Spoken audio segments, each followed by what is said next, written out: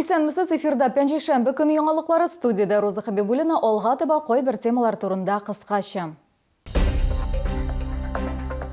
Вакытында ачыкланган яман шиш, Чаллы табиблары бер операциядә 2 шишне алып ташлый алган. Дәресләр урынына мультфильмнар, төрле ярышлар һәм уеннар, мәктәп яны лагерьларында балалар ничек ял итә. Чаллыда трамвай юлларын реконструкцияләүдә үәмитә капиталь ремонт шәһәрнең иске өлешендә алып барыла.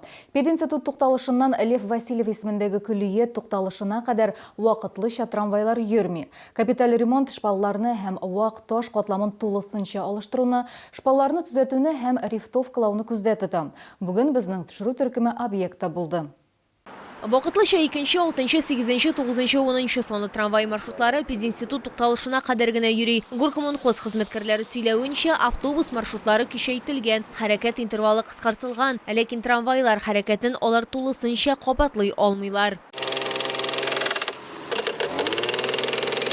Хәзер төзелеш эшләре 4-нче поликлиника тукталышыннан студентлар тукталышына кадәр алып барыла. Бу иң катлаулы участокларның берсе дип билгеләп үтә ремонтчылар. Эш күләме шактый зур. Производится демонтаж рельсо-шпальной решетки с дальнейшей укладкой на новых деревянных шпалах и далее монтаж рельсо-шпальной решетки с рихтовкой и выправкой. Данные работы позволят увеличить скорость движения трамваев по данному участку. И это будет более комфортно для жителей города, которые пользуются трамваем. Бу участокта трамвайларның хәрәкәт тизлеге сәгатенә 10 километрдан 40 километрга кадәр генә, аны норматив күрсәткечләргә кадәр сәгатенә 60 километрга кадәр арттырырга мөмкин булачак. Шулай ук Горкомунхоз предприятиесе хезмәткәрләре сүзләренә караганда, ремонт трамвайлар хәрәкәте куркынычсызлыгын арттырырга мөмкинлек бирәчәк. Кайчак шәһәрнең иске өлешендә җәмәгать транспорты рельслардан төшә. Барлык төзелеш эшләре тәмамлангач, мондый хәл башка булмаячак. После завершения данных работ состояние пути улучшится намного, и мы данным способом сможем повысить скорость и качество предоставляемых услуг. Будет меньше шума, ну и, соответственно, более плавный ход трамваев. Барлык үзгәрешләрне Чаллылар һәм шәһәр кунаклары 18 ноябрьдән соң бәяли алачак. Һава торышы хезмәткәрләргә уңайлы һәм объектны яңарту өчен уңайлы булган очракта бу вакытка трамвай юлларына капиталь ремонт эшләре төгәлләрнер дип планлаштырыла. Лилия Гатина, Эльмира Гайнетдинова, Сергей Вильданов, яңалыклар. Вакытында ачыкланган яман шиш аның гомерен узайткан. Чаллы онкодиспансеры табиблары бер юлы 2 шиш тапкан һәм аларны бер операциядә алып ташлый алган. Хәзер пациент үзен ничек хис итә һәм ни өчен диспансерлаштыру узу мөһим, бу хакта алдагы минутларда сөйләрбез. Нақиб Шайхетдинов шатлыгыннан күз яшьләрен тыя алмый, әлегрәк поликлиникага ул эштәге уңайсызлыклар белән мөрәҗәгать иткән. Тикшерүдән соң табиблар аңарда туры ишәк шишен ачыклаган һәм алай гына да түгел, инде онкоүзәктә тулысынча тикшерү вакытында пациентның ашказанында да шиш барлыгы ачыкланган. Чаллы халкы сезгә яңадан кабатлап әйтәм, Татарстанлылар диспансеризацияны үтегез. Врачларның oğul tabiplarının aslında oğuldaki fetişlerinin sözlerini tırnağız.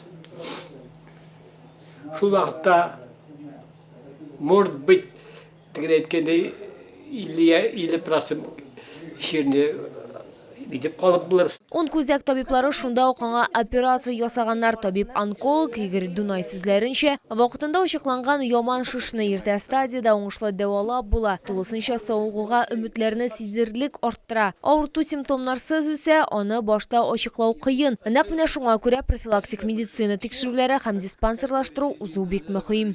Операция в целом заняла что-то около 4 часов.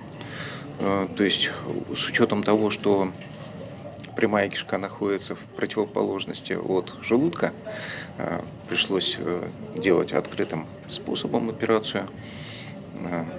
Мы резицировали желудок, то есть удалили большую часть желудка со всеми лимфоузлами, и после этого удалили и большую часть прямой кишки тоже. 2 шиш бер юлы алынган. Хәзер пациент үзен яхшы хис итә һәм хастаханәдән чыгарга әзерләнә. Алда аны тернәкләндерү көтә. Лилия Гатина, Сергей Вильданов, яңалыклар.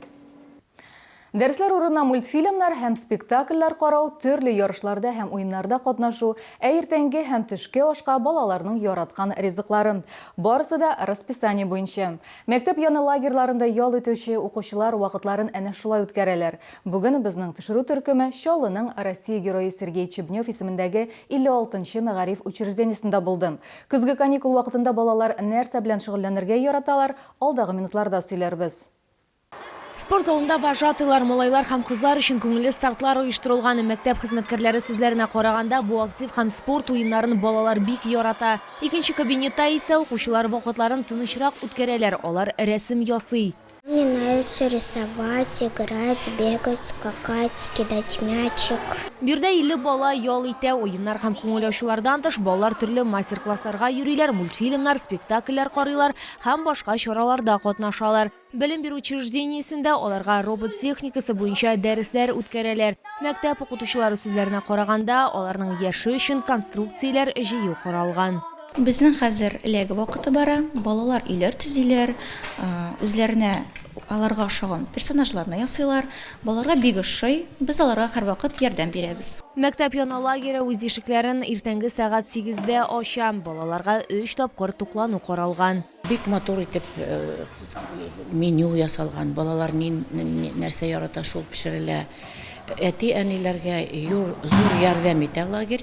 Балалары ял итәләр, әти-әниләр инде эшләрендә үзләренең эшенә бирелеп эшли алалар. Балалар мәктәп яны лагерында 16 сәгатькә кадәр була. Лилия Гатина, Илмир Гайнетдинова, Тимур Сафронов, яңалыклар.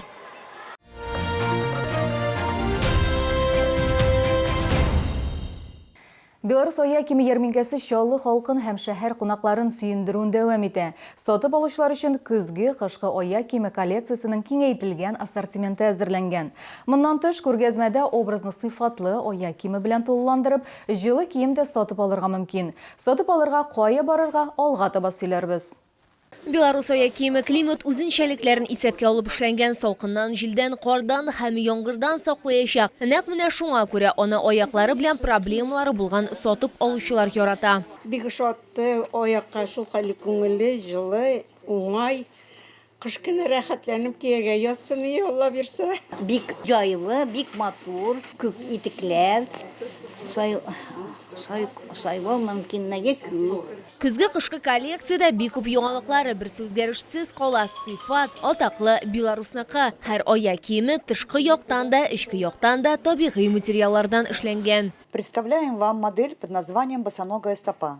Благодаря особой анатомической посадке обувь буквально повторяет форму стопы, обеспечивая максимальный комфорт и легкость при ходьбе. Верх выполнен из натуральной кожи. Такая обувь не жмет и не давит, даже если у вас широкая стопа и высокий подъем. Арзан бәядән сыйфатлы ая киемен Муса Җәлил проспекты 55Б Үзәкрәт сәүдә үзәге элекеге балалар дөньясы бинасы адресы буенча сатып алырга мөмкин.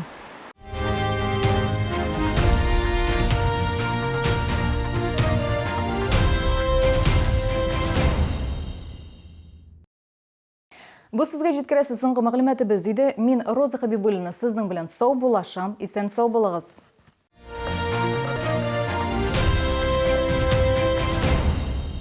Лечение, протезирование, имплантация зубов по доступным ценам. Стоматология «Улыбка». Улица Полякова, 2А. Одежда для всех?